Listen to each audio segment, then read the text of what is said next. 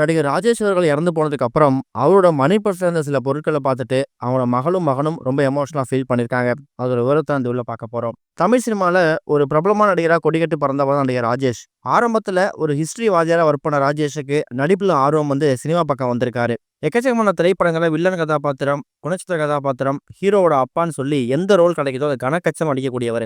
அப்படிப்பட்ட ராஜேஷ் இப்ப சினிமா நடிக்கிறதை விட்டுட்டு ஒரு பக்கம் யூடியூப்ஸ்ல வீடியோ போடுறது, ஹெல்த் டிப்ஸ் கொடுக்கறது, ஆன்மீகம் குறிப்பா ஜோதிடம் சம்பந்தமா பல விஷயங்களை பேசுறது, புக்ஸ் எழுதுறதுன்னு சொல்லி தன்னை பிஸியா வச்சுட்டு இருந்திருக்காரு. இந்த மாதிரி சுச்சுவேஷன்ல இப்போ ஒரு கடந்த வாரம் திடீர்னு அவர் இறந்து போயிட்டாரு அப்படின்னு செய்தி வந்ததுக்கு அப்புறமா அதை யாருமே நம்பல. அதுக்கப்புறம் அவரோட உடல் இப்ப 2 நாட்களுக்கு முன்னாடி அவரோட விருப்பப்படியே அவர் தயார் செய்த கல்லறையில அடக்கம் செய்யப்பட்டிருக்குது. இந்த மாதிரி சுச்சுவேஷன்ல இப்போ அவர் இறந்து போனதுக்கு அப்புறம் அவர் ரூம்ல அவர் பயன்படுத்தின பொருட்களை எடுத்து பார்க்கும்போது அதுல குறிப்பா அவர் பர்சனலா இது வரைக்கும் பயன்படுத்தின மணி பர்ஸ், அதுல தன்னோட ஃபேமிலி போட்டோ, குறிப்பா தன்னோட சின்ன வயசுல எடுத்துக்கிட்ட போட்டோஸ், தன்னோட மனைவி இறந்து கிட்டத்தட்ட 12 வருஷம் ஆகுது. அந்த 12 வருஷத்துல எக்கச்சக்கமான மணி பர்ஸ் அவர் மாத்திருப்பாரு.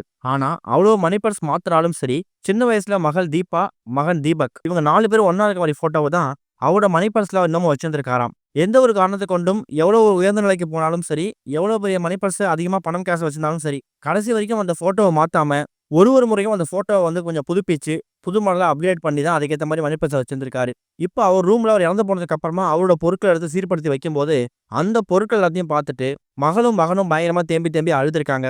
தன்னோட அப்பா தாமல ஒரு மிகப்பெரிய அன்பு வச்சிருக்காரு அப்படிங்கிறது அவங்க 2 பேருக்கு ஏற்கனவே தெரியும். இருந்தாலும் எந்த ஒரு இடத்துலயுமே வெளிக்காமிச்சதே கிடையாதாம். மனைவி இறந்து போனதுக்கு அப்புறமா கடந்த 12 வருஷங்களாவே அவரோட வாழ்க்கை அப்படிங்கிறது தனிமையில் தான் இருந்திருக்கு. மகள் வந்து கனடால செட்டில் ஆயிட்டாங்க.